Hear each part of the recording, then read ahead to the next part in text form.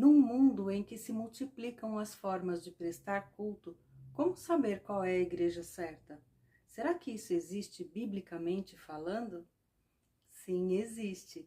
A igreja certa é qualquer uma que obedeça os mesmos princípios do evangelho que deu origem à igreja primitiva, conforme segue. Todo ministério deve estar calcado na Bíblia, que é a palavra viva e insubstituível de Deus. Porém, existem denominações que apoiam questões de fé e de prática religiosa em doutrinas criadas por pessoas que alegam ter recebido revelação de anjos ou de santos.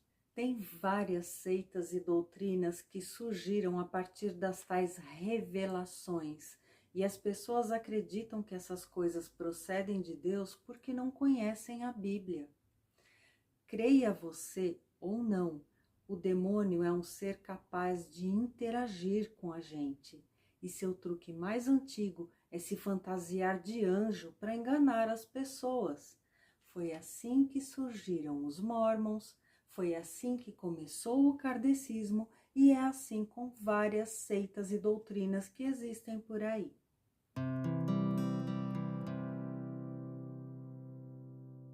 A justificação do pecador se dá pela crença sincera de que Jesus é o Senhor e suficiente Salvador, sendo desnecessário qualquer ritual de afirmação da fé, tipo acender vela, subir escadaria de joelho, beijar a réplica da Arca da Aliança, queimar incenso e etc., porque tudo isso é sincretismo que não consta no Evangelho original.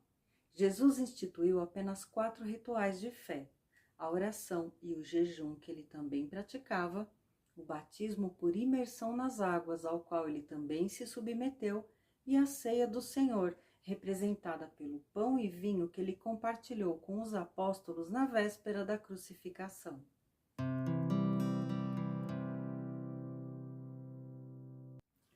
Porque pela graça sois salvos por meio da fé, e isso não vem de vós, é dom de Deus, não vem das obras para que ninguém se glorie. Quer dizer, por mais que se esforcem, os seres humanos não podem salvar a si mesmos, nem materialmente, nem espiritualmente, por outro meio que não seja pelo favor de Deus. Então, se você não crê nem aceita Jesus como Senhor e suficiente Salvador, também não adianta se voluntariar nas atividades da igreja, nem fazer caridade e nem comprar lote do céu, como alguns por aí tentam convencer as pessoas, porque sem Jesus nada disso pode te salvar.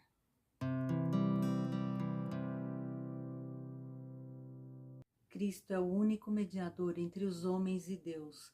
Ele é o caminho, a verdade e a vida, e ninguém vai ao Pai a não ser por Ele.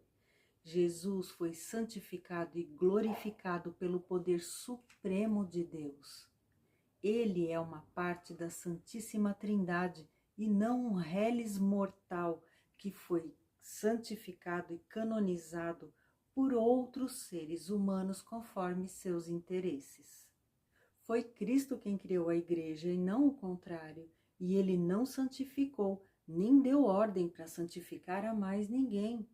Então, o culto aos anjos e santos é uma prática idólatra que não condiz com os fundamentos bíblicos. Jesus é a única via de acesso ao reino de Deus. É o que a Bíblia diz. Concorde você com isso ou não?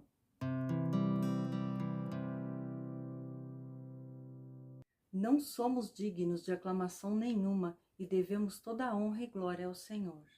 Enquanto caminhou como homem na terra, o próprio Jesus deu glória ao Pai sobre tudo quanto realizava na terra, afirmando que somente Deus é bom e somente a Ele devemos adorar e prestar culto.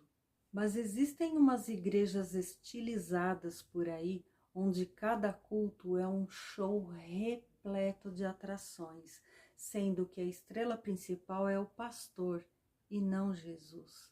São lugares que oferecem uma experiência sensorial que, longe de ser obra do Espírito Santo, é algo calculado para encantar multidões sedentas por stories nas redes sociais.